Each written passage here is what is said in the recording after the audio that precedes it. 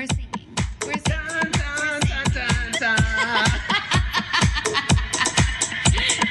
Time to talk. Beauty and the Bitch. Who's this person? Morgan? That's right. It's Morgan, and that horrified chipmunk is Mickey. And today we have a guest. Is this the cold open? Is this what we're doing? Is a cold open? It's only cold because Morgan's here. But please put your pants back on. There's no reason for everyone to have their pants off right now. I'm just trying to warm the place up with my thighs. This is Joe. Hello. He's our dear friend, and he has feelings about robots just like every normal person should. Feelings for robots. Yes, like Sarah. Yes, thank you. Good jab starting up. Joe dates our very good friend Sarah, and he puts up with her swimmingly. I'm sleeping my way to the middle. You know what I'm saying?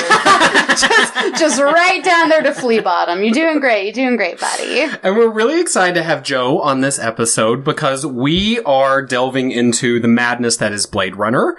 Both the movie and the book, and a little bit about the remake that's coming out soon. Wait, but was the book also named Blade Runner? Oh my god. No. Joe, why are you calling me out right now? Get out. Ignorant. Get out. I'm just gonna pretend to be you from now on. My name's Joe and I'm an asshole. Listen, And everybody has gone to just like this really hateful place. And Joe, you know that Mick can't read, so I can't even believe you would bring up the book. I'm the brains of the operation. I know. Okay. I mean, your writings are squiggles, but I mean, they kind of look like shapes, It's and that's like drawn. Art. Hieroglyphs. Actually, you're so smart, you only write in hieroglyphs. Yeah. Deaf languages are your thing. You guys are so Love it. embarrassed. So we are here today to talk about Ridley Scott's Blade Runner, which was adapted from Philip K. Dick's book, Do Androids Dream of Electric Sheep? They do. Yes, thank you for answering that question. It was not rhetorical. Good night, folks. Podcast over. The end. And I think that we all kind of came to a similar conclusion upon rewatching Ridley Scott's Blade Runner, in that, number one, why does Harrison Ford look 50 when he should look hot like Han Solo? Because same time frame. And number two, I think we all found it kind of a little boring compared to my personal memory of it. Yeah, I mean, we can definitely go into it, and I think memory and basis for comparison definitely play a huge part in this goddamn movie. Yeah, I remember watching it as like a pretty young person. I don't know, maybe it was in junior high or high school, and having this like big opinion of it. And I think it was just because I think I heard other people say that it was this like intense sci-fi thing that was super important. So I was like, I also like this super intense sci-fi thing, right? Mm-hmm. I think that was definitely part of the reason I liked it when I first saw it in college. I think I was also frankly seduced by the way it looks. I think it is a beautiful movie, but upon rewatch, I realized that for me, it's mostly aesthetic. Mostly aesthetic. It's also a movie that is not served by the HD treatment. No. Yeah. No, there were wires galore. Yeah, girl, they blew all that shit up. All I saw were pores and wires and shit in people's teeth. Actual shit. And then Harrison Ford came to narrate and was like, what you're seeing here is terrible pores. I was told I'd be in a 1940s noir movie. Instead, I was stuck in some sort of sci-fi bullshit. Let's fuck this robot. By the way, I'm not going to do this voiceover for the middle part of the goddamn movie. Well, you know, pick and choose, I suppose. You know, that's something I read is that Harrison Ford, as famous as he is for science fiction movies, he actually is not a fan of science fiction. Oh, hell no. Like his thoughts on Jedi are fantastic. Are they? Yeah, he's so cynical about everything. And he looks like a dude who's not going to pick up a fucking book and read it. Like, if you were like, we're casting you in this epic book adaptation, he'd be like, first of all, let's get that out of the way. I will not be reading that book. Look, I used to be a carpenter. I make movies. Just like Jesus. Books were never a part of it. I know this is kind of controversial, but I have to tell you, I do not like Harrison Ford. I knew you were going to say this bullshit right at the top of the podcast. You know what? I'm just going to come out. I'm going to say it. I think he's a fucking asshole. Well, yeah. Oh, That's yeah. part of the appeal. I guess. But that whole, like, asshole the kind of it's the kind of masculinity that he embodies that I don't like. Well, so how far are we going to get into the movie now? Okay, let's take a step back, but we'll swing back around to old Harry and let's just take an objective look at Blade Runner. Like, what do other people think about it? Okay, I got some facts and figures for you guys. Oh, shit. Okay, so on Rotten Tomatoes, which I don't know how you guys feel about Rotten Tomatoes, but I trust them. What do you guys think? It's weird as hell. It's super inconsistent. It can be, but I usually agree with them. So I would say I generally turn to agree. them. Well, then that just means you're a part of the sheeple. Yes, Oh, I'm the sheeple, electric and I sheeple? dream of myself. Okay, so on Rotten Tomatoes, Blade Runner got an 89%. So that's pretty fucking high. I mean, I've seen better. It got 8.2 out of 10 on IMDb, so that kind of tracks with Rotten Tomatoes. Pretty similar. And then, for the box office, it got $33.8 million. But that was, the 80s? Yep. Yeah, so back Adjusted then, for inflation. that was like $57,000 million. But their budget for this movie was $28 million. Oh, shit. Huge. So they did not do as good as they would have hoped. Well, it was definitely a passion piece for him. And was this after Alien? I don't know what year that came out. I'm almost certain. I'm pretty sure it was. I know this movie was released June 25th, 1982. Well, what's weird is that the aesthetic of the movie shows a bigger budget without a bigger payoff. Yeah. Like, he'd done more with less previously. Yeah, And I that's think true. it's because he expanded the scope so much. Okay, and so this movie was released in 1982, and it's based on Philip K. Dick's book, as we previously mentioned, and that book came out in 1968. So there wasn't like a huge amount of time between the book to movie adaptation. A lot of times we see like a bit bigger of a gap, which is closing faster and faster as time goes by because Hollywood ain't got no good They're getting ideas. desperate. And the book got 4.1 out of 5 stars on Goodreads. So it's kind of like comparable to how people feel about the movie. Okay. Like, Alright. it's It's like, upper 80s. it's not the worst. Like, it's pretty good. It's okay. All right. okay. For some people. Mhm.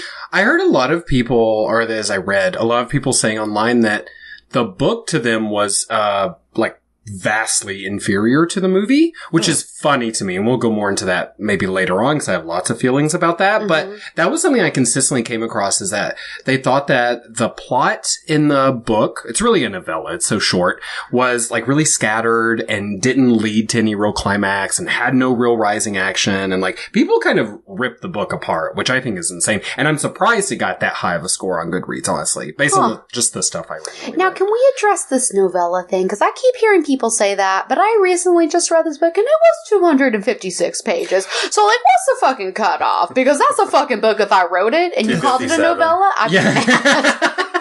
You're right. I think a novella is like 90 pages. So I guess it's not a novella. It's a novel, but it's a short. It's a short. It does, and it reads quickly. But yeah, 257 is for sure. Yeah, but that's pretty indicative of sci-fi of the time.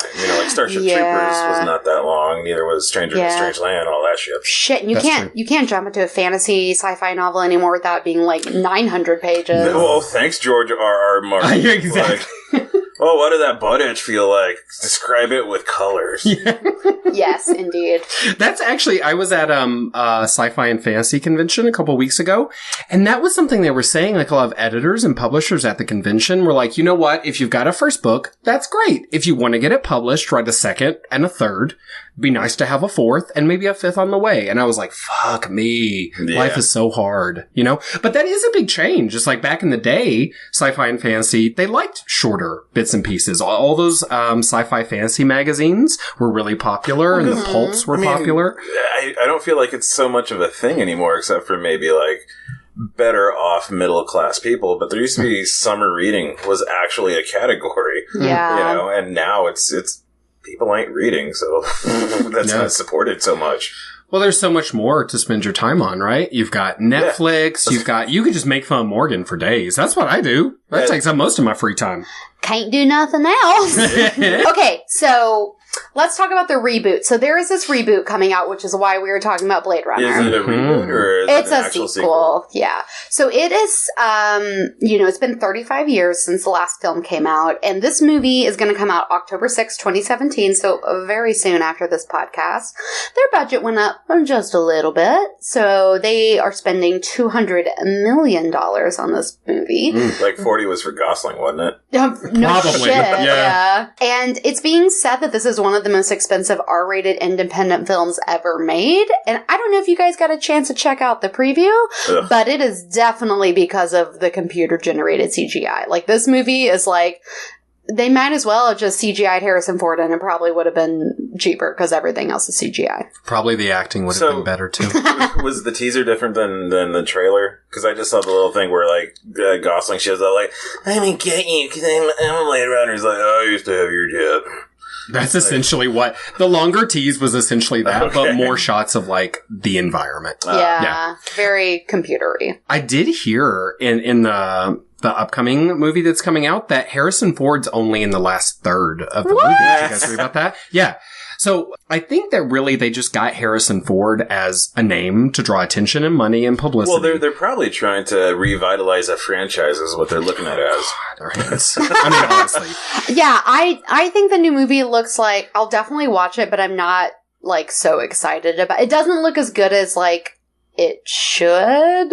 Mm-hmm. I don't know. Well, there's very little singing and dancing numbers in this. So yeah. No. But is that not an improvement on Ryan Gosling's performance? That's why I want my Gosling and my Channing Tatum. I really just want my Gosling, like, silent and, like, completely naked. I was going to say at least shirtless. Yeah. Well, what about the driving jacket? Like, it's a good little Cobra jacket. I guess he's gonna. Also, I was really a fan of Ryan Gosling's work in The Notebook. So if he could grow, like, a full man beard and, like, yell at me until we make out, I don't know, I'm into that, too.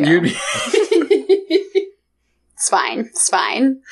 I'm really excited for Robin Wright, though, in the remake. What's she do? She plays... Frank Underwood's wife. Maybe. Not her own name, Frank Underwood's wife. Lieutenant Joshi? So I think she's a lieutenant. Joshi! Yeah, Joshi! What up, girl? She's some sort of lieutenant, I guess, who maybe... I think Officer K, who's Ryan Gosling, is searching for Harrison Ford. I think that's the plot. Oh, and then he finds him. Hashtag spoilers. Hashtag last third. Deckard cannot motherfucking retire. Like, what the hell? He's like, hashtag retired, but not that kind. Okay, so one last figure to carry us into a discussion portion so we can jump full on into this. 8 inches. No, but 8 is ground. the number. Oh. There were 8 different versions of the original Blade Runner film, you guys. 8 different versions. Okay, so first of all, why? Why do we have to have 8 different cuts? So are these talking about, like, in different territories, like in Asia or whatever? There was a few of them. They were, like, different theatrical releases, like the European release. Well, because, like, Ridley Scott's director's cut is, and I wholeheartedly agree, fucking awful. Yeah. It makes an okay movie not so great. So there's, like, a couple really well-known ones. Like, the 3 most well-known ones are the director's cut, the U.S. theatrical release, which Mickey and I watched together, like, last week, and then the final cut. And I'm like, why is there a final cut and a director's cut? Could they not just be, like, one thing? It's called money. People like it. It's called money, and he spent it, and he did not need to. Mm-hmm. Well, you know, the theatrical, which came out in 82, it had the voiceover, the wretched voiceover. It had... That was one of the big changes between the cuts. Mm-hmm. And it had a happy ending, which I think is also wretched, makes no goddamn sense. And it had, it actually cut out the unicorn scene. Do you remember the unicorn scene? So then the international version came out, and it's essentially, it has a bit more violence. They didn't have to censor as much of the violence. I love violence. I do too. Ultra violence! And then the director's cut in 92 is fascinating because Ridley Scott was working on Thelma and Louise at the time. And so even though it's technically a director's cut, he didn't do it. He actually pawned it out. Actually, what he did was he tied it into the Thelma and Louise universe. Yeah. Oh my God, I wish. Yep. Yeah, that'd be amazing. Yep. Just clip in Brad Pitt, shirtless. Thank you, God. So this brings up, like, basically the pivotal question of Blade Runner. And you mentioned that there was one version with a happy ending, the U.S. theatrical release. Mm-hmm. And by happy ending, you mean that Deckard is not a replicant and he rides off into the sunset with his lady robot and it's uncomplicated and whatever. Okay, so here's the question about, is Deckard a replicant? Because there are 4 different people who are tied to the story who give a different answer on whether or not Deckard is a replicant. So let me just brief you on this. Ridley Scott said unequivocally Deckard is a replicant. The screenwriter came back after he read that in an interview and said Ridley Scott does not know what he's talking about. I wrote the script and he is unequivocally not a replicant. So then they went to Harrison Ford, and Harrison Ford said, who gives a shit? Harrison Ford said, who gives a shit? Maybe he is, maybe he isn't. So then, circle back around to Philip K. Dick, and Philip K. Dick said, the question is not whether or not he is a replicant or not, but it is about can he, as a person who is a member of society, accept that there is no difference between replicants and humans. But I just finished the book, and he's definitely not a replicant. So there's a lot of just too much for like one very simple question. What are your thoughts? I don't think there was compelling evidence to even suggest the question of whether or not he was a replicant. Really? Yeah. It's like, okay, so what? Like, he's got a whole bunch of fucking photos? Like, so what? That's his weird thing. That was one of the things that, like, replicants like to have lots of old photos because it makes them tie themselves to humanity. But like, Deckard, his line of work would draw somebody who would naturally be a bit socially isolated because they do have to deal with such extremes that having a tie to a past that really cannot be affected by the present. Of course you'd have a shitload of photos. Why not? Well, I think that's the interesting question to me is not whether he's a replicant or not, but whether he possesses humanity or not. Way to avoid the question. No, it is the question. Because if he is a human being in the movie, if he's a human being and not a replicant, and he kills all of these replicants so willy-nilly, it seems like he loses a lot of his humanity throughout the movie. But then at the end, when Roy Batty, that's his name, when he's like crying in the rain and setting the dove free and having a seal moment or whatever, he shows true humanity, right? Because he could have killed Deckard, but he pulls him up off that roof, right? So the question is, to me, if he's not a replicant, okay, well, are these replicants actually more human and more capable of empathy and kindness than this actual born and bred human being?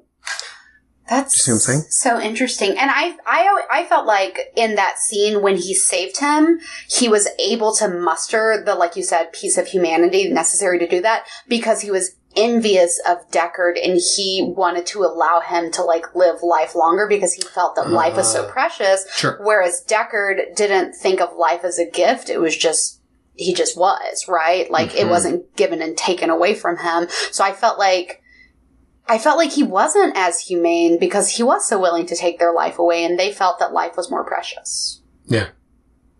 It's kind of like if you woke up tomorrow and you were beautiful, you would probably appreciate it more than I and Joe do because we've been beautiful since birth. Okay, you and say it gets that. tiring after a while. It is a slog. But that really did happen to me.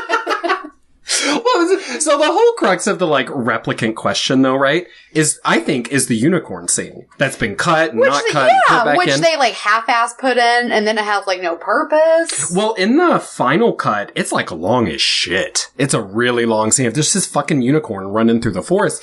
But that's the whole question of like, okay, this is a memory or like an imagining. Harrison Ford like walks out of the theater when that starts. He's like, "The fuck is this shit?" Oh, he didn't even show up at the film. No. He's like, "Sorry, he can't make it. He didn't RSVP." He's like, "This is where you can send my checks." Direct deposit, bitch. But then after he has this whole unicorn moment, then Gaff, who's played by, what's his name, Olmos? Yes. Edward James Olmos. Oh, so weird. We'll circle back on that role. Well, he's a big part of the whole theory, too, because he's always making these little origami diggly-bigs, whatever, right? And he makes a unicorn at the end and leaves it for Deckard to find. And the question is, okay, how does he know about this unicorn memory if he doesn't know what it's in Deckard's head? And how could he know what's in Deckard's head if Deckard is in fact a human being?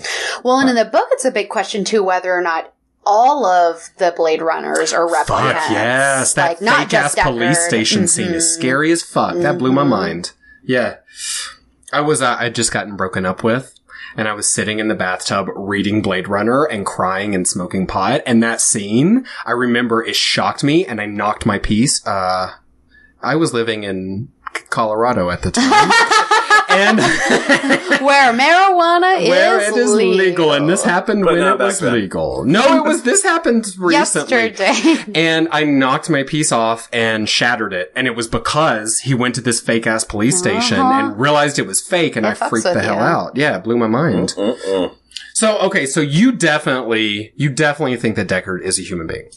Yeah. I mean, there's, like, the way that they actually presented the replicants, I don't think there was sufficient differentiation between human and replicant because they were biomechanisms that were genetically engineered. So at that point, they're an actual life form.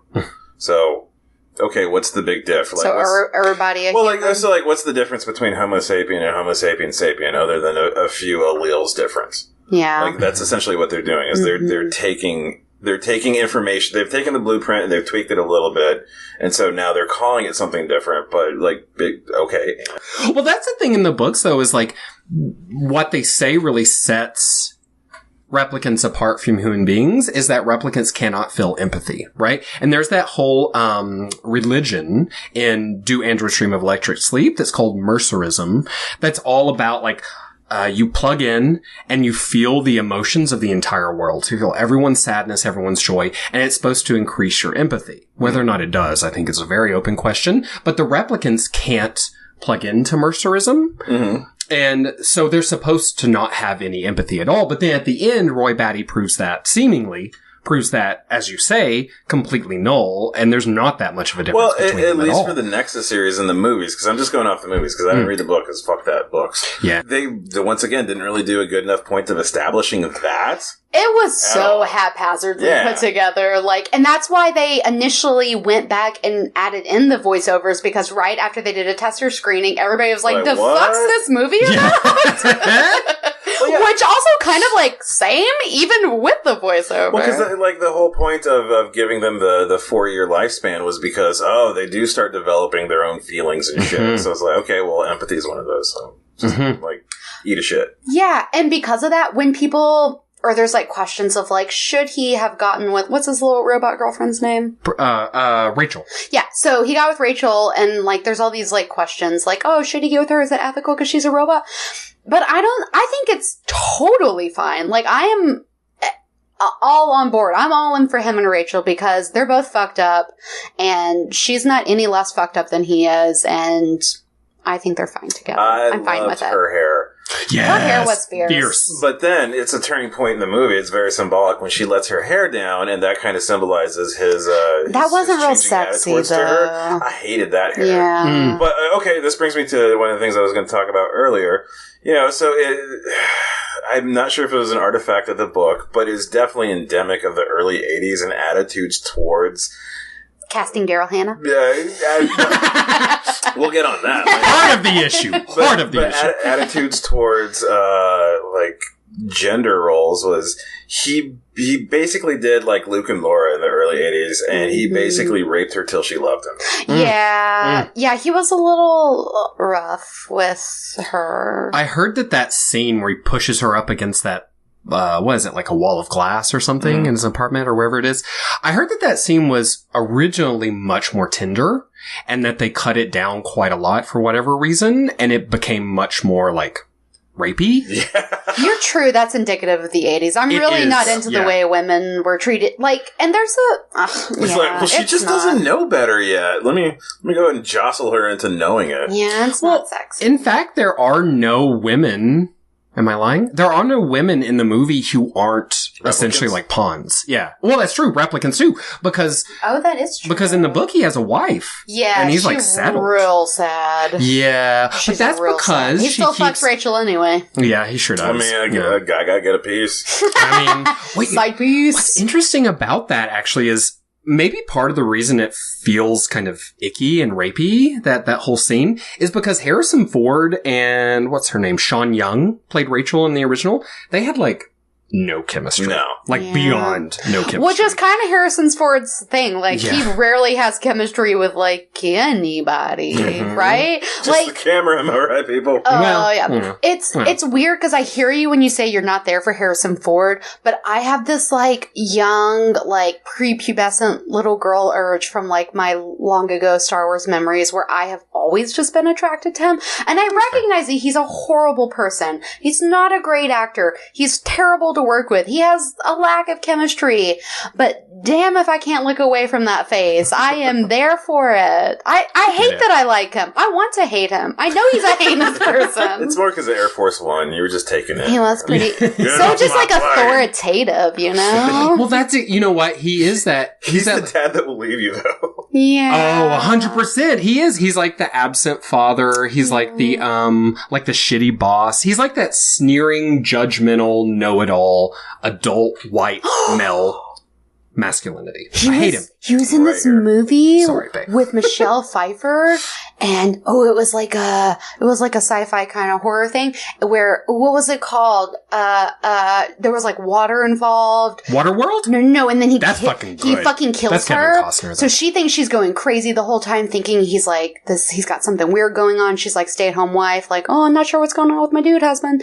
And then, anyways, she finally figures some stuff out and calls him out, and then he fucking kills her. And then she, oh shit, somebody tell me later what this movie is called. And then Michelle Pfeiffer, after he kills her, she sinks into the bathtub, and then she's all like dead, and he's all like, whew, glad this is over. Bitch comes back to life and like comes up and like she fucking kills Harrison. It was really satisfying. Retribution. Some peeps out there know what I'm talking about. And if y'all haven't seen that movie, I spoiled it for you. I'm so sorry. It ruined it. But it's like really good. It was for you anyway. Oh, Michelle Pfeiffer. And it wasn't called Morgan's Fever Dream? Yeah. Okay. Oh. Yeah, it was. So maybe one of the reasons it's such a complicated movie to take in and understand is because it was actually a really tough filming schedule.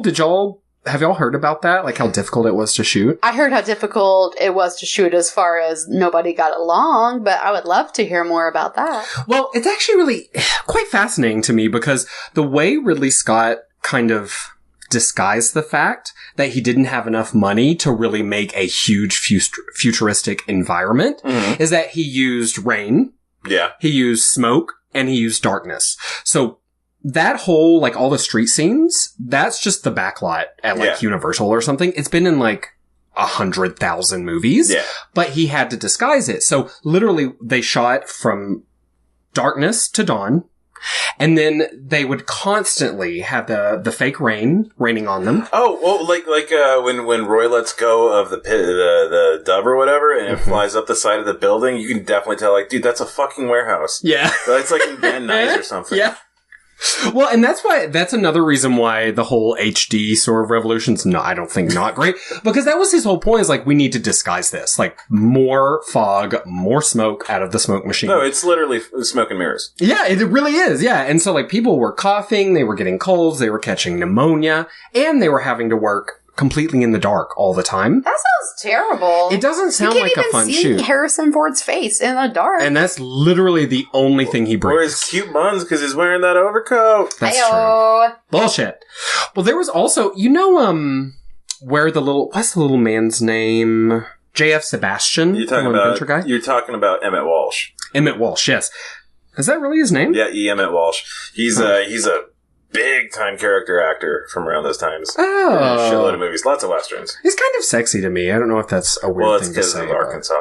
Probably so. He does, yeah. They do tend to age very quickly in Arkansas as well. It's like, people are really attractive until like, 22. And then bam, goes so downhill. They all get Methuselah syndrome. Yeah, exactly. Look, I'm so sorry to interrupt, but I just Googled and that movie is called What Lies Beneath. What Lies Beneath? I knew. It's my new plug. That's the one where it's the eyeball in the fence, right? Isn't there a scene of like an eyeball in the fence? Yeah, Wait, did you watch it? I have seen it, yeah. Oh, wait, we talk about eyeball scene with James Hong?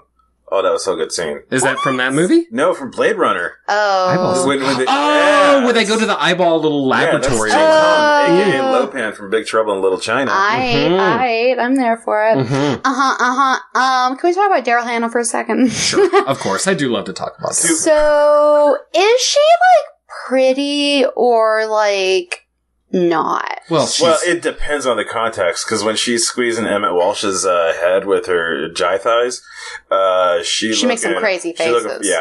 That's not a great look. Do you know the reason that Pris is a flippy, acrobatic type of character is because she is an acrobat? Like, she completely brought that to the role. Daryl Hannah? Uh-huh. is a fascinating. All of those flippy doos, she really does Did those. she forget that during Kill Bill? Because I feel like Ellie Driver could have done that shit. She old now. Old now. Cut her a break. And then also the look of Pris, like the whole, like she isn't very attractive in the movie, I don't think. No, I don't. Because she's got that like fright wig on, her makeup looks a damn mess, but she also brought that. Like she came to the auditions like that, and all the other girls who were auditioning to be Pris came as like beautiful, like what I would think of as like a pleasure sex toy, like beautiful China doll type looks. And I guess Ridley Scott just liked her broke down prostitute sort of look. I mean, Morgan rocks it well every day. Thank you. A lot of people like that look. You've got kind words. That's all they are. It's very sweet. It's very sweet. She is really frightening looking, though, but... She's scary. What's the guy that plays her lover counterpart? The amazing guy with the dove? Rutger Hauer? Yeah. So good. He was easily the best person in this movie, I think. Absolutely. Yeah. Well, okay, so one of the things that I thought about when you're looking at them emoting and really chewing scenery is the difference between this movie's perception and another B sci-fi movie's perception of the same time period is lighting and camera and film quality. If the film quality were bad and the lighting were a little more stark, it would be a schlocky movie that everybody would have forgotten. Yeah. 100%. Yeah. And his performance, though it was great, would not have been able to save that. Right, but that's what I'm thinking of, is because, like, he was rocking, like, he had hard shadows on his face all the time. He has so many more contours than, like, Harrison Ford. But they would have been lost, and it'd have been like, okay, this is ridiculous. I'm gonna go to TCBY now, because it's the 80s. Oh my god, I forgot about TCBY. Well, they still got him in Austin. What? Shut your mouth. I've seen it. Joe, take me to TCBY. Morgan can finish. Oh, okay. I always do. I have like a question though, or just like maybe like an observation. Is it not just such a missed opportunity that he did not quote Prince, "This is what it sounds like when doves cry"? Well, it was before then, so it'd be... But it's a futuristic movie. Hello, goodbye, 2019. So, yeah, near as I can tell, somewhere in 2018, everybody's going to let out farts at the same time. That's what all the smoke and mirrors. That's why the sky is orange during that, like, one daylight shot. And we got to move to Mars. Oh, that's another question I have, is like, if this, like, off-world, there's all these off-world fucking places. Oh, yeah. Why still be on the shitty Earth? Well, not only that, but, like, okay, so there's not really that much time in between 82 and 2019. There are a lot of terrible things happening. Well, and like, we've perfected the way to get to Orion, which is light years away. Like, that's some real fucking hopeful thinking there. We're real smart. That's one thing they definitely got wrong, is like, we are not there. When the credits were rolling and they like, oh, the futurist was Sid Mead or something like that. I was like, Sid, you done fucked up, sir. Now, you guys are some janky ass negative Nancy's right now. We still got 2 years to see what we do. That's true. In 2 years, you might be eating your words. You know, the reason that I'm going to Farm Force. You're going to who? I'm going there. To everywhere, to the fart planet. Oh, okay. You would fit in there. Thank you. The reason that everyone has to immigrate off of Earth is because there's a third world war. World War Terminus. Well, that's realistic. Y'all know the show. That might happen. That could very well Never mind. happen. It's happening now. Except instead of immigrating off-world, we all just die. We just build a fence. Oh, yeah. That fixes all the problems. But if you build the wall high enough, it'll be fine. Don't worry, Mexico will pay for it. Yeah. I mean, I feel like we're a little bit of hypocrites because we hate the wall in real life, but in Game of Thrones, we're all about that fucking wall. Well, to be fair, it depends on the wall. Yeah, true. Don't wall cast. Yeah. You're right. I'm so sorry. All walls are not created equally. Hashtag not all walls. All walls matter. Yeah.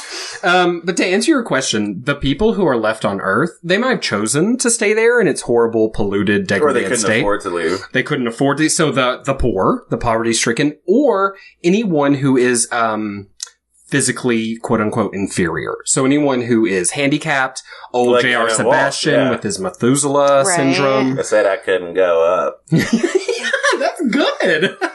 Poor baby. I know, I love him. I wouldn't go like that far. I mean, I really do I told you I'm physically attracted to him. Just something about him. He's so smart and sweet. I don't know. I like him. you did tell us that?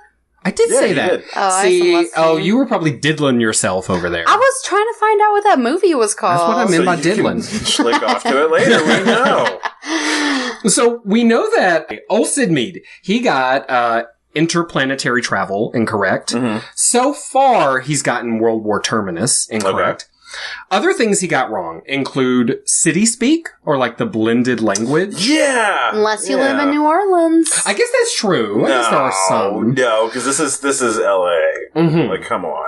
Well, and it's interesting because, like, I could see that happening. I don't think that's a crazy sure, idea. over but- generations, but, like, come on. This Not is like- quickly. like Certainly 30 takes years. some time. Because people are attached to their language, right? It's such a cultural touchstone. I think it's kind of silly to think that we would all just like...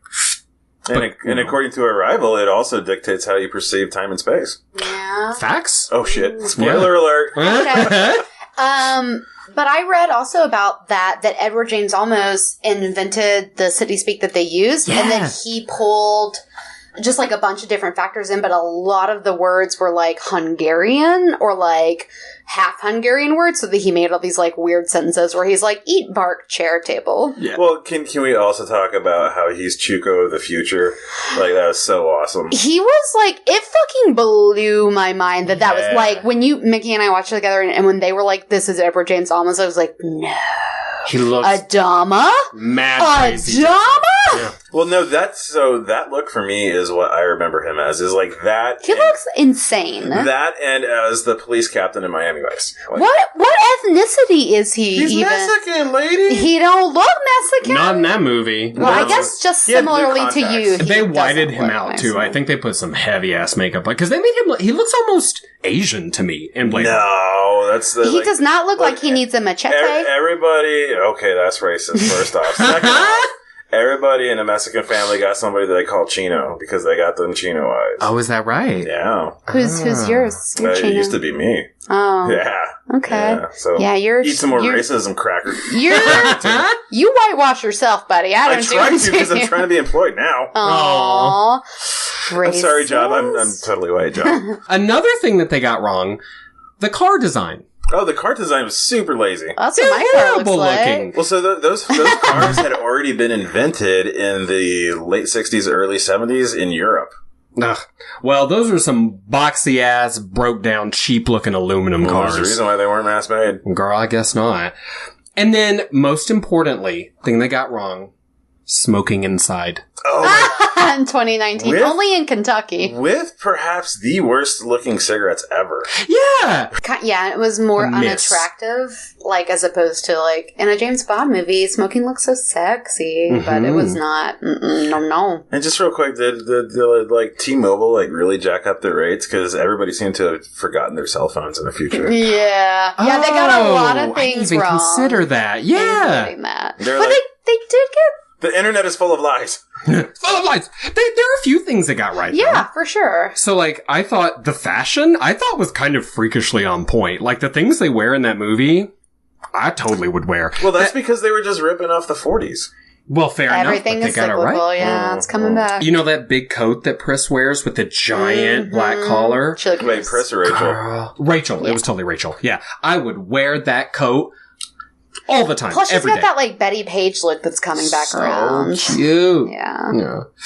And I think, to me, now you might disagree, Morgan, but I think Joe is rocking the Pris look today. Oh, Well, yeah. Pretty much an exact replica. That's because Nice I just, wig, buddy. Yeah, I like hoop skirt, you know? I'm not going to judge you for that. They also get food trucks, right? Everyone eats out of food trucks and little food stands. Okay, so At that's least in our environment. legit. Yeah. Well, that's just because America's late to the game. Well, fair enough. But there are food trucks in LA. They said there'd be food trucks in LA. And then omnipresent advertising. Yeah, conglomerates never change. They never die. Coca-Cola. I think that was a pretty Coke easy. they got right. Pan Am they kind of fucked up on. Yeah, that's true. I think there was, like, cuisine art maybe also somewhere, which That's I was like, what's hilarious. with that? Are KitchenAid's really popular in 2019? I guess so. Oh, but another thing they got wrong, those tiny televisions. Oh, Do you remember how yeah. small? Those are the shittiest little televisions. Why? It makes 0% sense that Yeah. they would think that would happen. They did kind of get right flying cars, though. because they've just started mass producing flying cars in Germany. They've always been around, Mick. What? Nobody tells you. Like, I hate being gay. I know. Miss out on all the technology. we hate you being gay, too. I don't know. I'm fine with it. Can we talk about for a second? So they don't bother to use like a bunch of different like slang or terminology, except for whatever Edward James almost nonsense. Right. But why with the retired? Why is this like the one word that we're like everything is different and cool because it's the future, so we don't kill people, we retire them? Like, why? Because they're technically not humans? Well, I think it's part of the half-ass attempt to make this division between human and replicant. It's real half-ass. It's super half-ass. It changes, like, absolutely nothing. No. Well, not to take it super dark, but I mean, it reminds me of when the Nazis were murdering people during the Holocaust. They didn't often say, like, we're going to murder this train full of people. They would talk about exterminating them. Yep, Vernichtung. What the shit? That means annihilate. Oh, it's a German. Okay. Yeah. See. Yeah.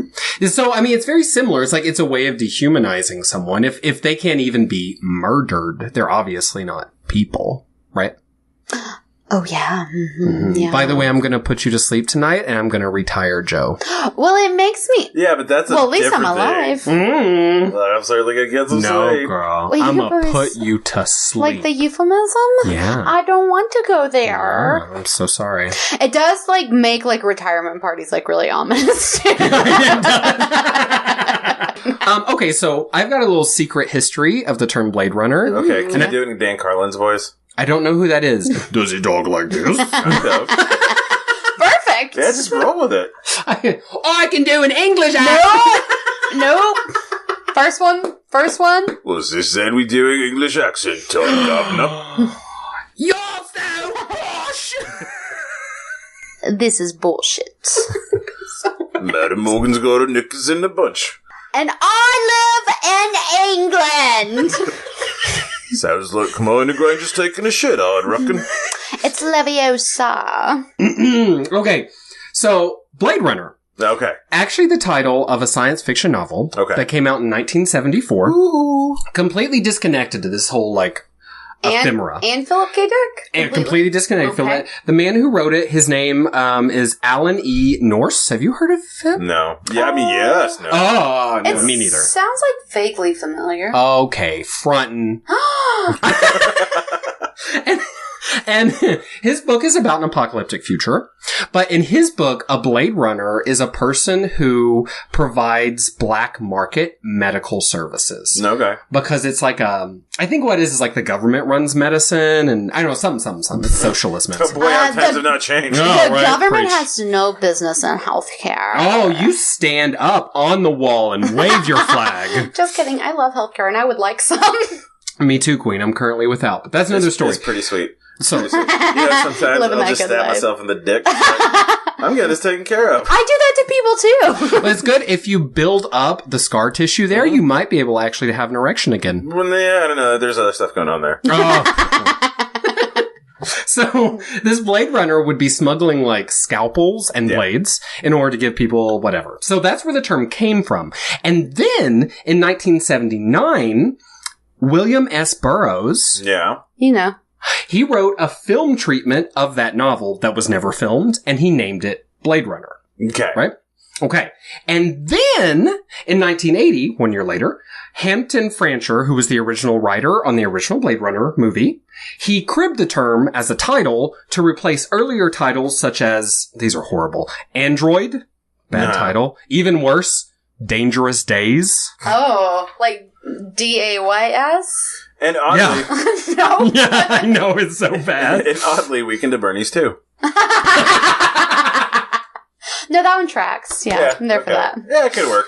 So then, after they filmed the movie, or while they were filming it, Ridley Scott bought the rights to all of those various pieces, so they could use the term. But Blade Runner's not in Do Androids Dream of Electric Sleep. That's not a term at all. So, all right. That's fascinating. Well then.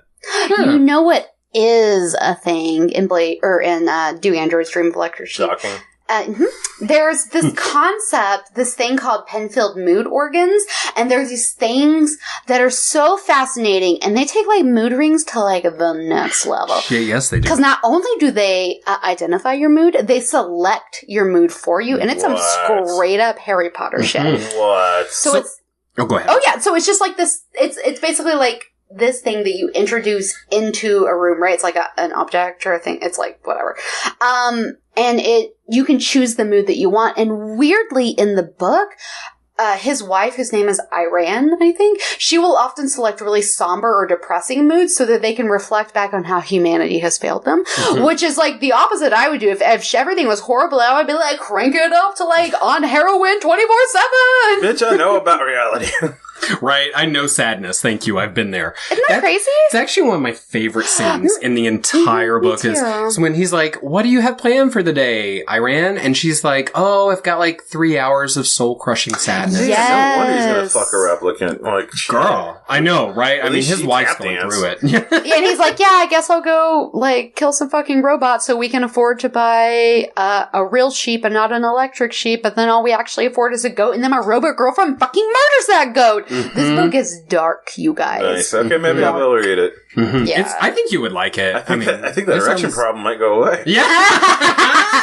Well, we'll see. Call back. So, in the book, Mick, I know you read it, so, and Joe will just inform me about I read it. I read it. That's I read it. exactly what I said. It's a book I've read. Okay. I'm well read. Alrighty then. Well, I mean, you're certainly puffy. And you do have rosacea. So, in the book, basically the reason he even accepts the job to do the retirement of the androids is because he needs to save up money because they have this electric sheep, right, as like a pet, but what they desire, this like status of like reaching true levels of humanity is having a real animal to care for. Like putting your love into something that could die at any moment. That's real. That's some stupid shit right there. Yeah. Well, but it's really just supply and demand because there's not very many like real animals. Exactly. And people are so poor, all they can afford is like in the movie, there's like that stripper with like the fake snake, and like he asks her, "Is it a real snake?" And she's like, "Fuck no, it's not a real snake." You dumb shits. Yeah, pretty much. Which, first of all, real or fake, I don't want that snake around my neck. But girl, you gotta make that money. You need to get off your high horse and get down in the mud with the snakes and the semen. But what you... Okay, I'll take that into consideration. But what do you think about, like, that idea of literally his goal in life is to buy a real sheep?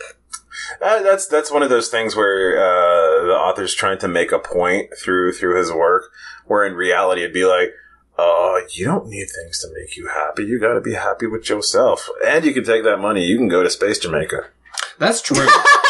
You could go to Space Jamaica, or you could just buy 4 more Penfield mood organs and just make yourself happy all the time. Yeah, and just break the parts that are depressing so that your wife can't let him know that. Yes. Yeah, right. That's what she needed. I don't know. I think this speaks to Deckard's humanity or lack thereof, though, right? Because he is so obsessed with essentially something that will make him look good. Something that's a status symbol. It's really all it is a status symbol. It's the only thing it can possibly be because he doesn't want it for like companionship. Right. He's not, well, he thinks it'll make Iran like less depressed. Yeah. Like he thinks he can buy this thing and fix her. Exactly. But exactly. You can't. It's just like buying a car or buying a McMansion or buying a new set of boobies. Or buying like a sorry I fucked my secretary necklace. While it is very nice and thank you, it doesn't fix the problem. I don't think Mick fucked your secretary. No. I don't know what that was about. Interesting, though. It's like he's so unhappy, and he thinks that if he can just earn enough money and buy this thing, it'll make him happy, make his wife happy, make them look good to everyone. And it turns out, I think that makes him sound human. I think human beings do that constantly. Like, if you're really poor, it might just be like, you know, like, when I was growing up, we had to wear school uniforms, and... Okay, Joe's laughing because when he was a child, public school wasn't even a thing. No, I'm laughing. Fucking dark ages. Because when you were a kid, you had to, like, go shoot at the ground for some food, and then up came some bubbling crude. Is that like Beverly Hillbillies? Yeah. It totally is. So shady. So I remember is like even down to the kind of khakis you had, because we were from a small town. So you could get your khakis from, say, Hollister, massively expensive, right? Or you could get them from the cheap ass places I got them, like Walmart. Aeropostale. Aeropostale. No, that was a nice medium. That was a medium, right? Because it wasn't super expensive, but wasn't cheap shit. Walmart's cheap shit. Or if you're smart, the thrift store. The thrift store, obviously Morgan was also cheap shit. But like immediately... Is that why you guys called her secondhand?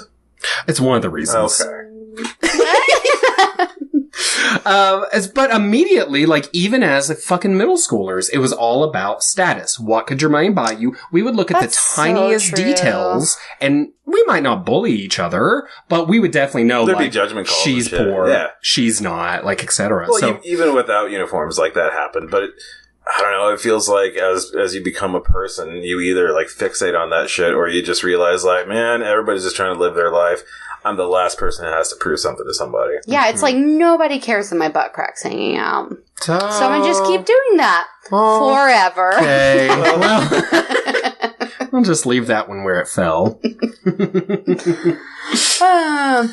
So what, but I think, okay, so we have said a lot of things about Blade Runner, but we haven't really answered 100% truly, truthfully.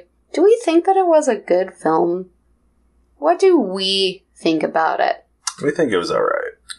What would you, if you were to give it a out of a 10-star rating, what do you think you would give? Probably like a 6.5. I would give a 6. So one of the things that's kind of interesting about it is that it's... Now, this is going to be kind of scandalous. It's kind of like early Bowie songs where they're actually kind of shitty, but they did so much to influence stuff that came after them that they lauded. That's for sure. Blade Runner in particular, for those old school anime fans, Bubblegum Crisis it draws from Blade Runner and this other movie that you guys should watch called Streets of Fire. As far as like tonally, and in the case of Blade Runner itself, one of the main characters is named Pris, and she sings in a band called Pris and the Replicants, and her and all the other of her team fight like cyborg monster bad guys. Huh. And the main cop is named Leon. Whoa. Yeah. It's just a coincidence. Yeah, it's all just a coincidence. What was that called? Bubblegum Happy Times? Yeah, sure. Bubblegum Crisis. Bubblegum Crisis. Okay, Bubblegum Crisis. It's so sad, listeners. Joe often makes up things that have never existed and will never exist. And normally when he does it, I just nod and smile. So I hope you're all nodding and smiling. I'm a hero in my head. You're a hero in your head. That's true what you say about like how it goes on to influence and what it does for the career of some of those people, because Ridley Scott has come a long way, whether you think his career has been good or bad. But he's done a lot of things, and he was able to do a lot of things because of Blade Runner. And I mean, the same can be said for Harrison Ford. This movie came at a really important time in his career. In 1982, I mean, he was at like the top of his Star Wars game. He had Indiana Jones, and this was kind of a thing to help him break out of that kind of like bad boy adventure person mold and make him more of like a serious person. This is what allowed him to make Witness. Okay, I get it. Yes. You can thank Blade Runner. This is for how Witness. we get Air Force One. Yeah. Right here, this thing. Oh boy. It didn't help Sean Young, not a bit though. No. Was he the villain? Yeah. No, that's Rachel. Oh, just Sean. kidding. Yeah. That was her first role. She was a completely virginal actress, as far as movie roles go. And, she has done essentially, I mean, I looked up her IMDb. There was like stuff. She's done stuff, but I think it's one of those things where Hollywood didn't quite know what to do with her. Like, I think that was her main problem. Like, I think for Rachel, she worked just fine because she is somewhat tinny and robotic. And awkward and nervous, and those were all things. Y'all, this is a non sequitur, but just the other day I was talking to our friends Alan and Sassy about Brendan Fraser, like you do, and Brendan Fraser is one of those actors that Hollywood didn't know what to do with him. Is it really Fraser? So after like The Mummy, and he had like whatever, some other stuff, and then he was like this comedy guy, but also he was like attractive action hero. He was basically the Chris Pratt of that time, except there was no need or place for that. You know why? What a big part of it, I honestly think, is because he's skinny fat. Like, even at his skinniest, he's still, it's kind of like David Boreanaz, aka Angel from Buffy. Like, Fuck Angel. Like, no matter how skinny he gets, he's got a thick frame, so he still looks kind of chunky, and you know, middle of the road America's like, I need that lean and sexy. Or huge muscle. Or fat and funny. Yeah. Yeah. Yeah. But not they didn't have a mid-sized and all place things. for But this him. real person from the... No. That's so sad. Well, did he become famous for George of the Jungle? Was that his, like... I think he That's what became I remember him unfamous because of was George that, of the was that his decline? Yeah, Encino Man brought him up. I like both. I'm there for both of those films, George of the Jungle and Encino Man. I like Brendan Fraser in, like, less clothes and stupid roles. Yeah. It's fine. I think he's trash, but... Trash. That's trash. No, if he wants to come on the podcast, I would love to have him. Brendan, baby! Come on, come see us, baby! Okay, so... whether or not it launched all the careers of people, it was like this thing, and it's going to continue to live on, and now it's getting the sequel. But do you guys think that it warrants a sequel? Is there something we're missing from the conclusion of Blade Runner? Absolutely not. Why are we doing this? Because it's already established. People know what Blade Runner is. It's so annoying. Well, and because, frankly, just like we were saying we're going to go see it, people will go see it, right? It's an established thing. It's the same thing with the fucking superhero blockbuster movies. And you know I love a superhero. It's There's not that. so many. And the vast majority of them are horrible. Horrible. But everyone vast goes to see it. Well, 80% of them, I think, are horrible. Really? Yeah, 100%. I wouldn't say they're horrible. I'd say that they're, at best, a waste of time. It's like, What's the difference between that and horrible? Horrible is so wretched it kind of hurts. A waste of time is like, oh my god, when can I do something I'll give else? you that. I'll give you that. Yeah, there's something, I feel like the vast majority of them are not something that you go and see twice. Or, Right, yeah. Or go and, like, talk to your best friends about, like, you have to go see this movie. Right? There are a couple, like Wonder Woman, maybe I heard people do that for. But it's because people will go see it, because they know they'll make money. Oh, off no, it. that's infuriating. That's why, I think. It's super infuriating to just be like, you guys could not throw your money away any worse if you had burnt your money, literally. I'm sorry, you're talking about Batman versus Superman? I've only seen that movie 3 times because of other podcasts. You had to watch that 3 times? So we're gonna need you to watch that Girl. again. Director's cut, because it's longer. Yay! So I kind of agree with you guys. I'm not sure that a sequel is warranted. And I understand when people like Ryan Gosling want to be a part of that. But I just don't, I'm just not sure about it. It doesn't look like it's going to be that great to me. Well, it's like, where are the new accomplishments? Where are the new mountains to climb? You know, like, where's the untrodden territory? It's, nowhere. You know, none of these things are new, but just for the record, you know, because we haven't mentioned it yet, Jared, Leto? Padalecki? Yeah. Jared Holla! Dean, not Drop hat. Dean! He's like the villain, right? He seems to be the villain. Jared Leto? Yeah. In what? Suicide Squad?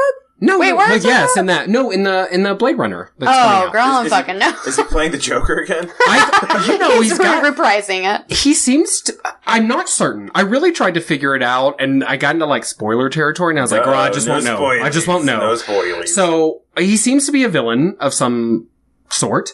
And then Dave Bautista, you know, Drax from Guardians of the Galaxy, he plays He works Sapper. out. I don't know who the fuck that is. You are feeling discomfort at his role. You are. Your accents are almost as good as mine, Joe. No, Almost. And then, what's his face? Edward James Olmos is coming back as Gaff. Wait, what? Yeah, he should come back as Adama. He should. He should. That would be way better. Oh my And god. he should bring tie it into Lady Battlestar President. Galactica. Yeah. Yes. I'm sorry my Laura. son got so fat. I don't know what happened. They should put little Adama's fat suit on top of his normal fat. They could be like double fat. Yeah. And then, most excitingly for me, Morgan from The Walking Dead, Lily Yes. James, he is playing a role, but they won't put on IMDb what it is. Ooh. So it's something exciting. I don't know what. He's the sheep. He might be. He's the electric sheep we've heard of. That'd be great. If One they can only actually hope. bring the sheep into this, and Harrison Ford's just like, the fuck's this about? Just punt it. Yeah. So all of that is whatever. That's what's happening. But what else is happening is that on the internet, scientists have Go on. I have discovered pertinent information. In a poll that The Guardian did, Okay.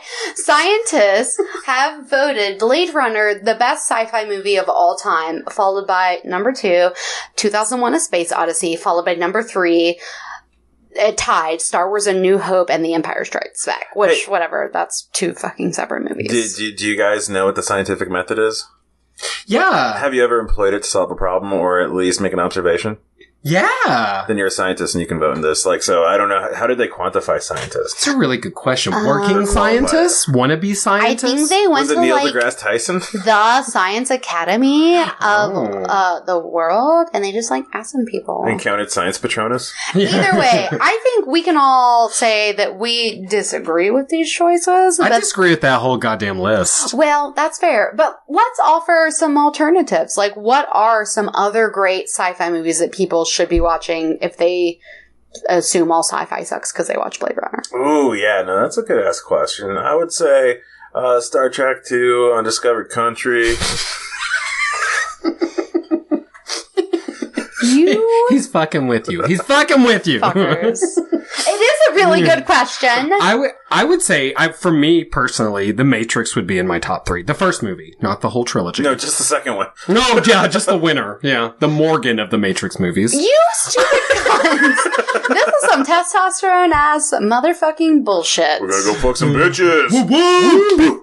I think The Matrix is a great solution. If Okay, people it's a haven't seen The possibility. Matrix and they're like, I don't know about sci-fi, well, give that one a try.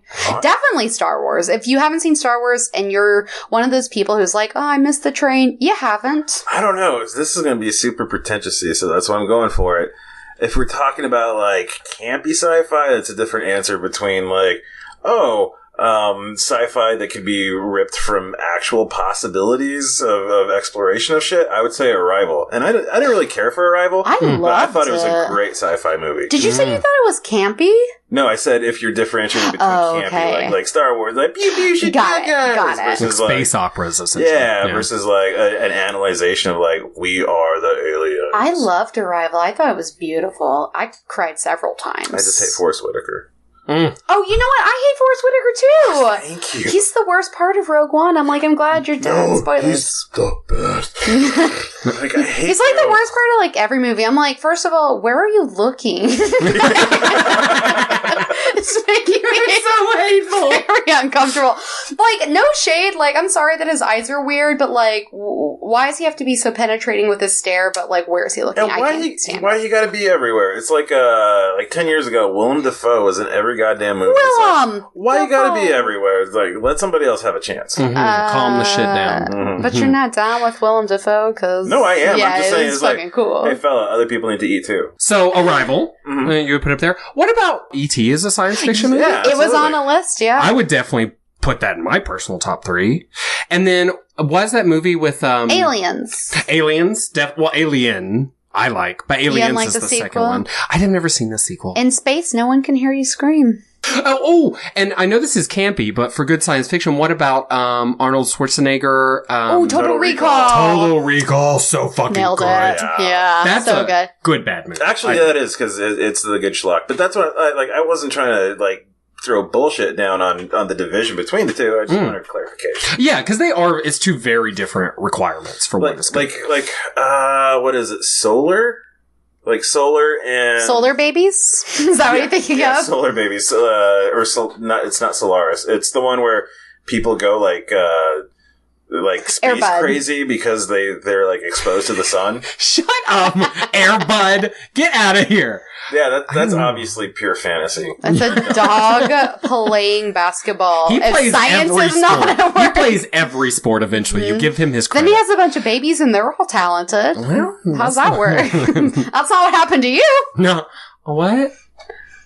You know, like Did you your call mom. my mom a bitch? No, I called her talented. I'm going gonna to tell Fran that you said that. untalented. Let's go back to Joe's real point, Airbud. Oh. You I heard me. feel like it doesn't matter anymore. Okay, but anyway, so like Solar and Event Horizon are really good sci-fi movies because they're actually just psychological thrillers wrapped in sci-fi. You know, so it's what you shooting for? What you shooting for? Yeah.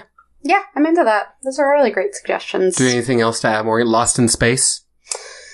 I didn't see that one. Oh, Fifth Element. Yeah, you're right. Gotta be on the top Fantastic. 3. That one actually holds up, though. You know what love wasn't Fifth great Element. was Valerian.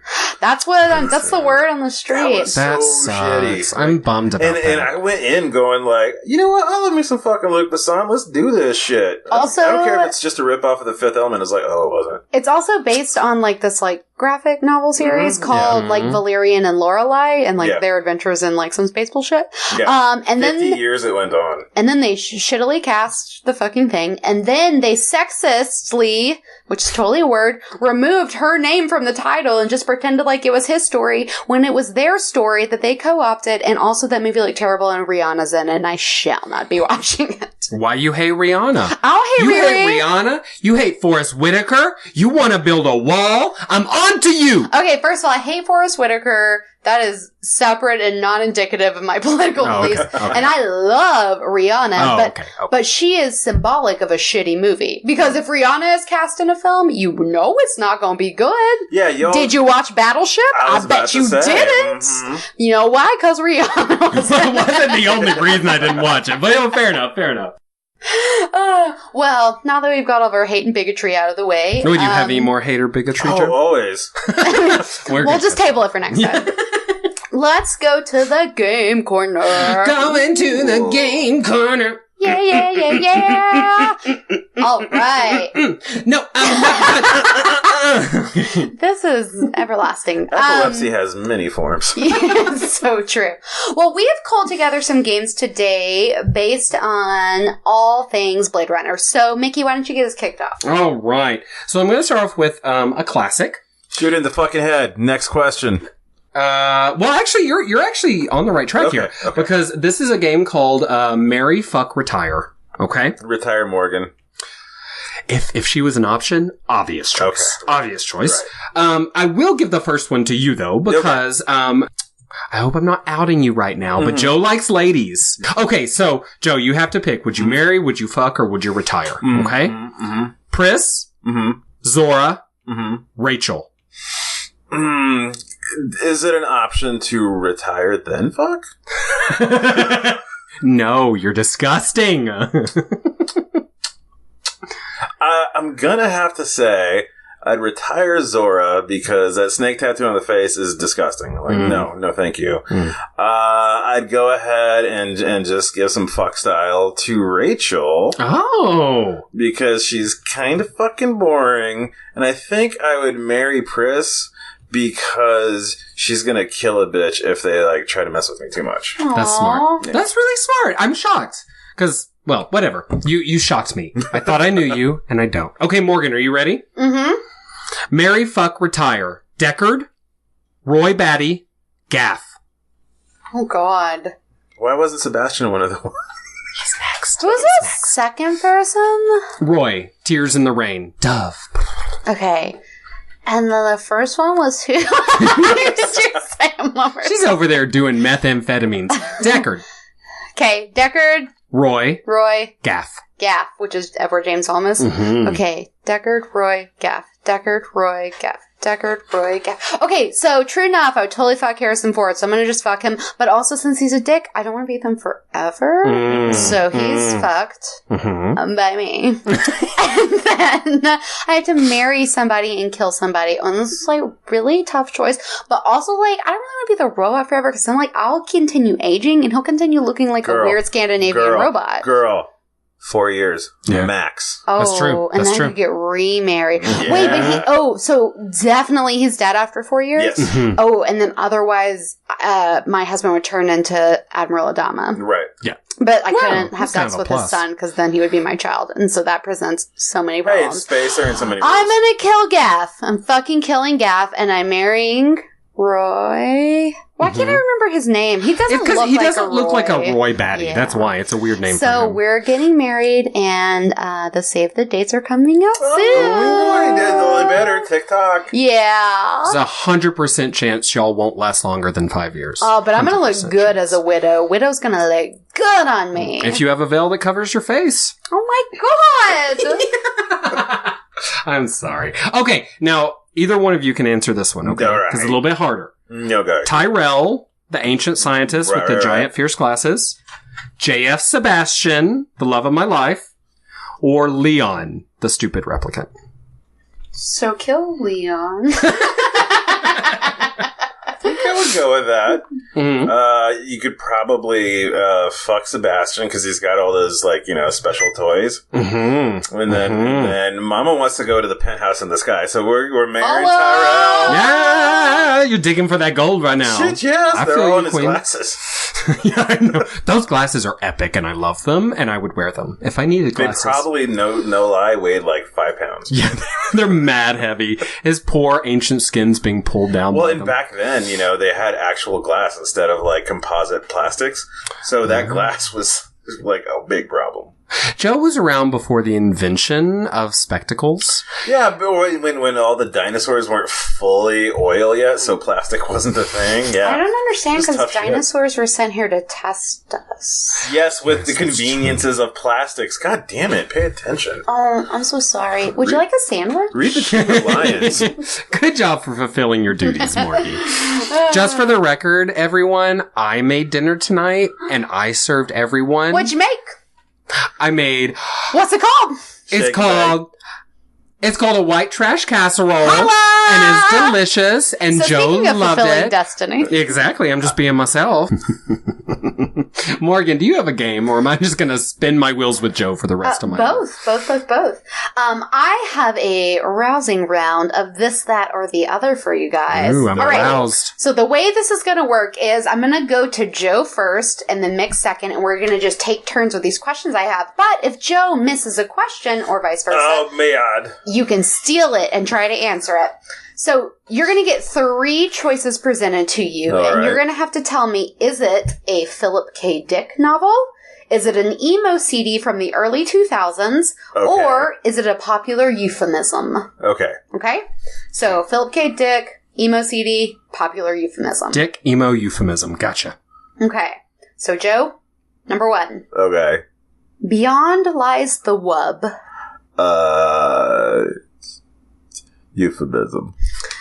It is incorrect. Mick, would you like to steal? I think it's a dick novel. It is a dick novel! Woo! What's that word? Wub? Well, it's WUB. It might be an acronym, but he did not explain that. Huh, okay. Yeah.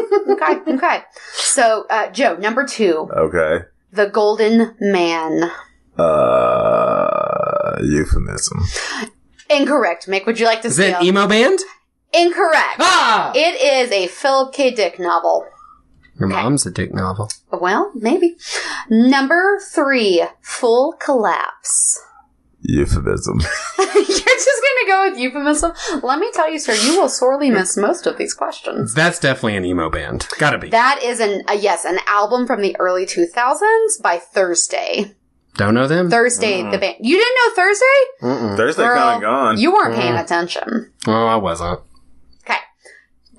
Joe, number 4. Yes. Collateral damage. Euphemism. Collateral damage is, in fact, a euphemism. Do you know what it is a euphemism for? Your sheets after coitus. No, but yeah. Yeah. Yeah. I went with civilian casualties. Potato. Number 5, Mick, because you got that last one correct. Oh. Mick, levering up. Levering up. That's, emo album. That is incorrect. Dang it. Euphemism. It is, in fact, a euphemism. What does that mean, levering up? I never Joe, heard should I that take shit a in my stab? life. No. It is a euphemism for spending money that you do not have. You're levering up. Okay, Every day. number Every day. 6, Mick. Okay. Upon the Dull Earth. Dick novel. It is a dick novel. Euphemism. Joe. Number 7, Bleed American. Bleed American. I really want to stick with this euphemism thing, Mm-hmm. but that sounds really stupid emo. It is, in fact, an emo album by Jimmy Eat World from 2001. Oh, I remember Congratulations, guys. I hope those hot dog festivals you're playing paid off. Now I want a hot dog. Okay, Mick. Number 8, Strange Eden. them.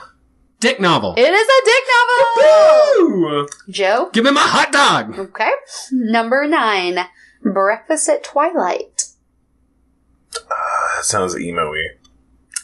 That is incorrect. Make what you like to steal. Dick novel. It is a dick novel! Wow! I totally thought it was an emo album, though. Number 10, Joe. Sticks and Stones. Now this could go 2 ways. I will accept 2 answers. I'm just going to go with euphemism. Yes, it is a euphemism, but it is also one of the other categories. An emo album? It is an emo album by Newfound Glory from 2002. Oh my god, I was only 3 years old when that came out. Wait, no. Yeah. Yeah. I'm like not good at math, but I know that that's not right. But there is a 30% chance that it's already raining. I feel very awkward. That was some sort of like moment, wasn't it? It was like a Mean Girls quote. You didn't watch Mean Girls? What's that? God damn it. You broke down, motherfucker! Get the hell out of here! That's so true. Joe. Number 11. On the Streets. Way of life. Truth.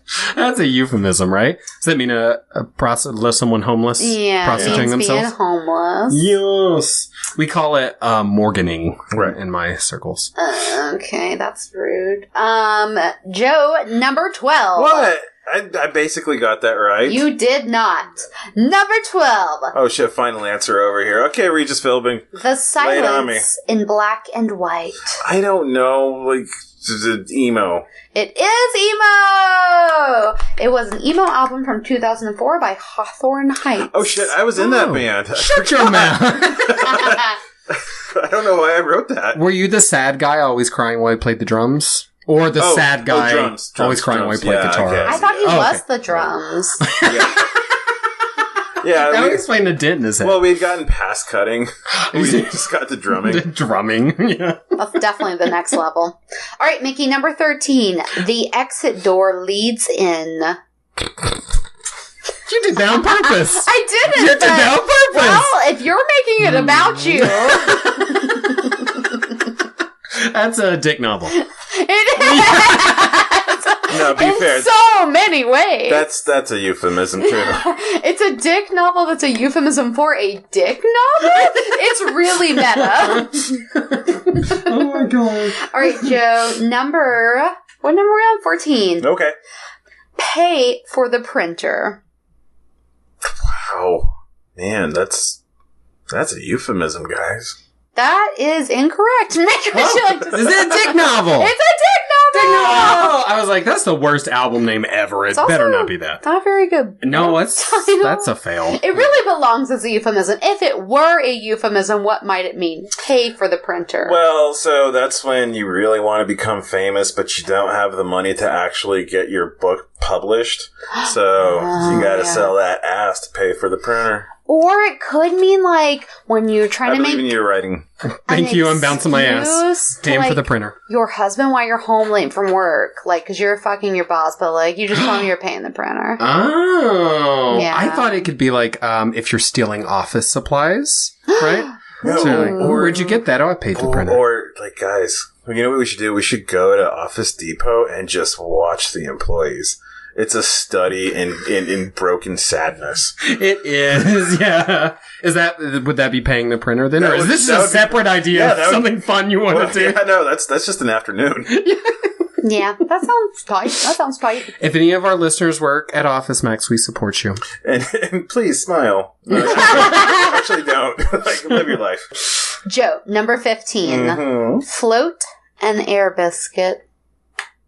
Wow, I hope that's a euphemism. It is a euphemism. Is it a sexual euphemism? You guys tell me. What do you think it's for? Float a biscuit? Is that where you, like, come on water? No. I think it's called float a biscuit. An air biscuit. Float an air biscuit? Oh, air biscuit. I think that's where you take a poop and it floats and you flush it and it keeps floating. It's literally just farting and you guys took it to a whole new place. Well, maybe it's because we have better ideas for this world. I guess exactly. so. Mickey, number 16. The Great C. The letter C. Oh. Emo album. That is incorrect, Joe. Would you like to steal? So it's the Great C, not the Big C. Mm-hmm. Philip K. Dick book. It is a dick novel! I thought that would be tricky because the big C is when you have cancer. That's what fooled me, and I was like, what do emos love to sing about? Cancer! Okay. Mick, number 17. There's only 2 more. Take this to the grave. Oh, come on. You got this. I believe it. Take this to the grave. Emo album. It is an emo album. Fall Out Boy circa 2003. Oh, shit. Did you know that? Like, actually know that and remember that? I don't know. Well, I mean, I didn't know who did it, but I was like, I know I've seen that shit on For a sure. All right, final question, Joe. Don't fuck it up, Joe. My Chemical Romance. Love you, Sarah. Montezuma's Revenge. Oh, that's definitely euphemism. Yeah, for diarrhea. Also, that's your nickname. All right, well, points Actually, it's to also Joe and none for Mickey. What? Montezuma's Revenge is also a euphemism for Mexican dudes marrying white girls. Wait, Is really? it really? So that's what you're gonna do? So you Trying. you're working on being Stealing the Montezuma's white man's Revenge. pride. Oh my god, I And a support you. redhead to boot. I mean, could you be any more Might Montezuma's as well just steal the Revenge? bottle. Well, that's fair enough. Well, so I think we can all agree that I won that. Let's Agree move on. To Mhm. disagree. Oh, I'm sorry, I can't hear what you're saying.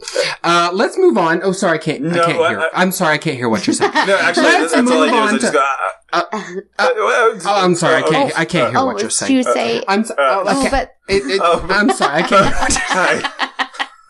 If I was a replicant, my brain would have just like overheated and melted down. Yes. Right now. Oh, is that one of the games? Is we're going to do a replicant test? We Yes. are. Yeah. So this game is called Fill in the Void Conf. Okay. So it's essentially a fill in the blank quiz. If you get it wrong, that is, you get the least points because y'all can just scream out answers. I am going to retire you. So it's very important. Like we won't have to work anymore? Ever again. Just to make sure I'm doing this right, I'm going to maintain eye contact at all times. It is a little uncomfortable, but we're friends, so I can take the pressure. I Is- think I did just start to sweat, though. Is euphemism still like a valid answer? Or For no? you, it is. Oh, okay. Yeah, just say that over and over. Okay. Okay, so the first one's pretty easy, just so you can see how it goes. Okay, remember, the first person to yell it gets it. Euphemism. In the film, they're called replicants. But in the book... Fuck you, I don't know what they're called because I didn't read the book. Oh my god, I actually don't remember. They're called androids. Oh. It's not, or sometimes Andes. Okay, so you're both one step closer to murder, okay? Oh, wait, is that how this shoots and ladder game goes? Yep. We're just all just one I mean, step well, closer the person to with death? the most points doesn't get Oh, murdered. yeah, shoots, ladders, kills. Yeah, we played that exactly. before. You know that one. We played it on the streets. This is going to be hard for you, Joe. I'm sorry. Mm-hmm. In the book, Deckard hunts in a deserted San Francisco. But in the movie, he lives in a crowded, polluted version Los Angeles. Great. You could have gotten that one, Joe. What are you thinking, I didn't want replicant to. ass motherfucker? Maybe I don't feel like living anymore. Fair enough. Okay. I mean, you guys Morgan, are here. could you keep track of your own point for me? So to write down? 100 Okay. points. Number 3. There's a subplot in the book that follows J.R. Isidore, a mentally God. incapacitated ambulance driver. In the movie, J.R. Blank, Sebastian. got that? Okay, as a point for you, is a genius inventor with blank syndrome.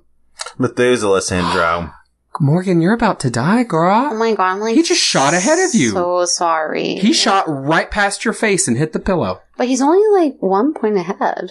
Well, don't feel safe. Drugs are almost entirely absent from the book. Characters use blank to And instantly mood- change. Mood shits. The mood organs. Organs. I'm going to give that one to Morgan.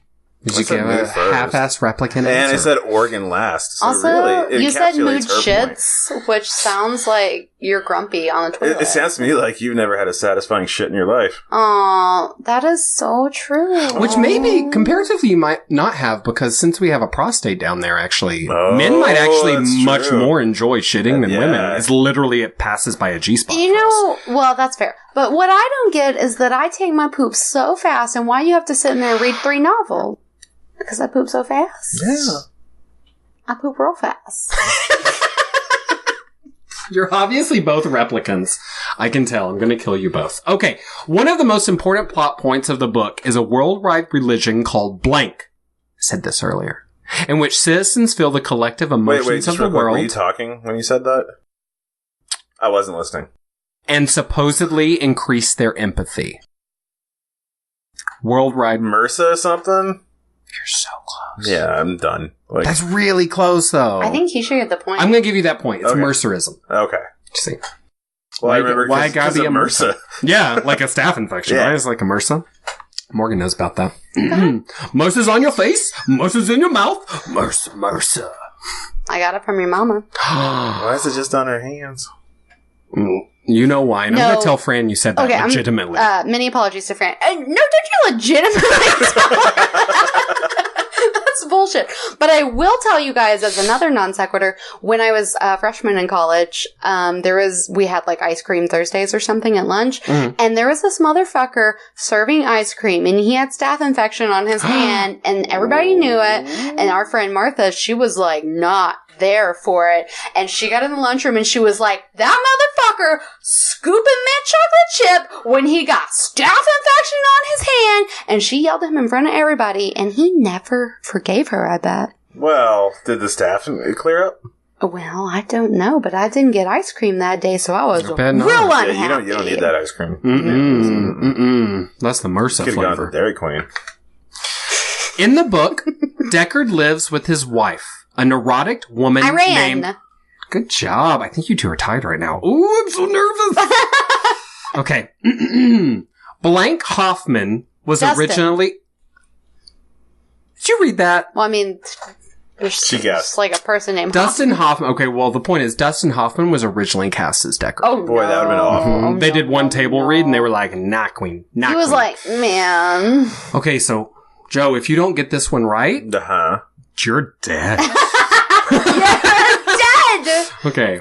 In the book, blank and blank are identical replicant Oh, models. fuck you. I can't even remember their names in the movie. Roy and Daryl Hannah. Daryl Hannah, Pris. Wait, yeah, Roy and Pris? Or what? No. Oh, Pris and the other dude that's dead. The girl. The prostitute. Okay, I'm killing you both. You're retired. I'm released. You're sad. It's pathetic. Rachel! It's Rachel and Pris are the exact same Whoa. model. I just remember They look because then when he exactly alike. killed her, he had to deal with the repercussions of killing Rachel, and then also Absolutely. he killed Rachel later. Absolutely. So So everyone's dead. I'm still not going to give you that point. You're But both I said dead. Daryl Hannah. Tears in the rain. Yeah, shit happens. Whatever. Brain on the drain. Live with it, die with it. I mean, retire with it. Exactly. Yeah. Leave a beautiful corpse. Oh. No corpse is beautiful as a replicant that dies of natural causes. Especially when you shoot them, they jiggle around. Yeah.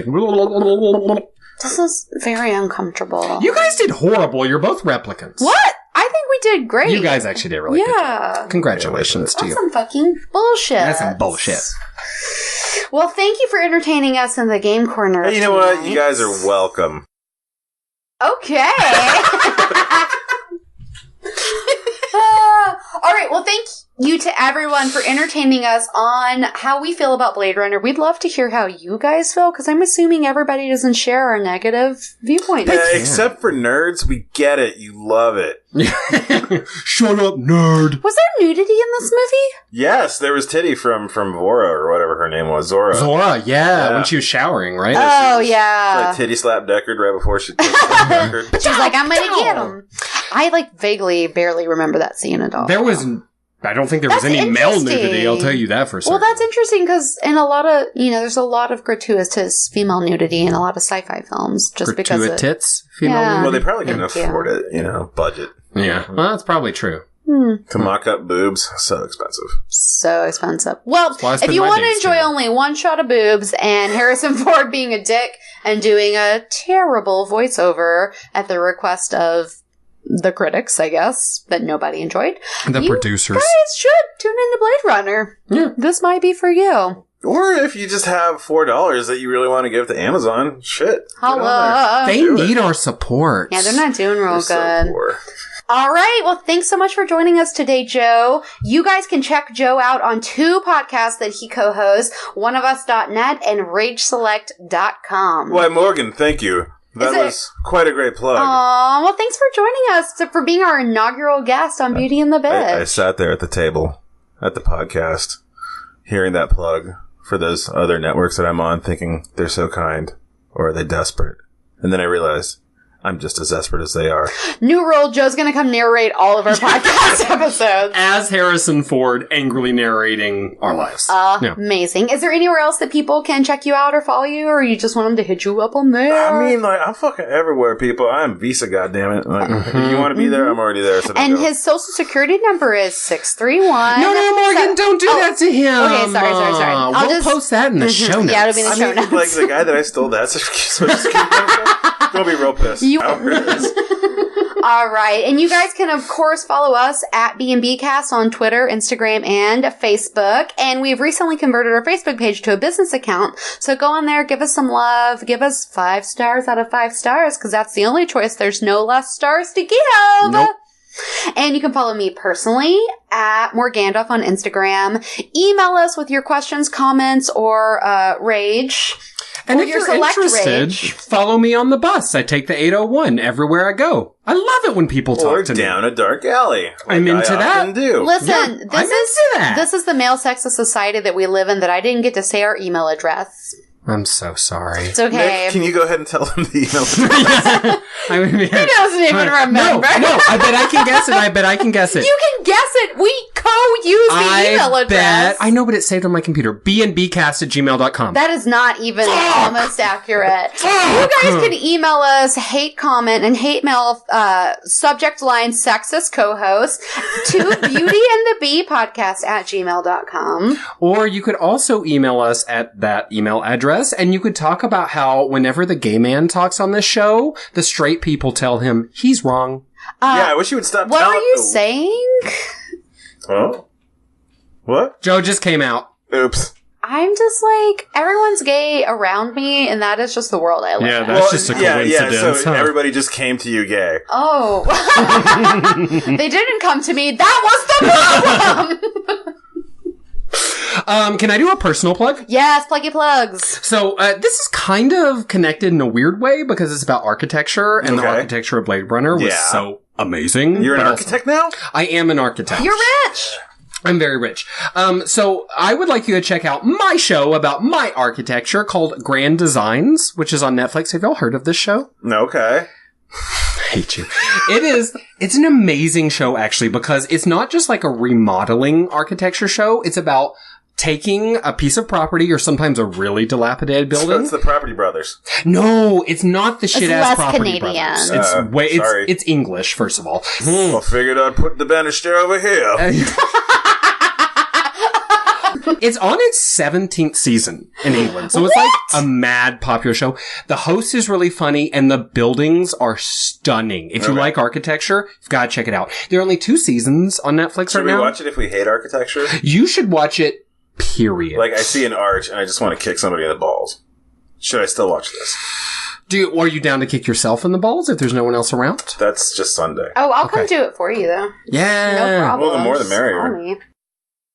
That sounds legit. I'm actually, like, totally there for that. Yes! Grand Designs. Nice. And I would just like to give a plug that's no surprise to anyone and is so behind the times by the time you hear this, but you guys have got to be watching season 7 of Game of Thrones because it is lit.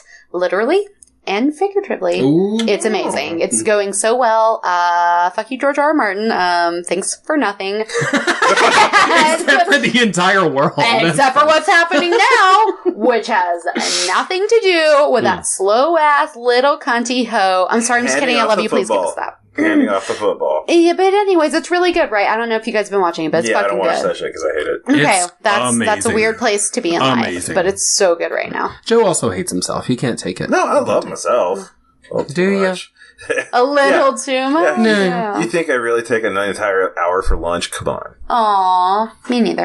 Okay, I don't even know what that means. It's like a dick jerking thing? off. Okay, Yeah, I started seeing really We vivid have visual showers, images. people. Come on. You have showers at work? Yes, clean up's a breeze. I barely have a shower at home. I That's crazy. Everyone knows that about my you. shower Morgan. has a key card. What? Like, Your shower at home, that's what's wrong with Sarah? You deny her access. Shade. I keep telling her where it is, and then I just move the card. All right. Well, do you have anything else you want to plug? Something you're enjoying in life right now? Yeah, I would like to plug Django. It's a web framework that works off of Python. You can That's build some an interactive nerd-ass website shit. in just minutes. But is it chained or is it unchained? Well, it's definitely unchained. Okay, Oh, cool. okay, That's the only kind of Django I like. All right. Well, thank you for joining us again. And thank you, babies, for tuning in. Bye. Bye. Bye. Bye. Bye-bye. It's weird now. Okay. It was weird when we started.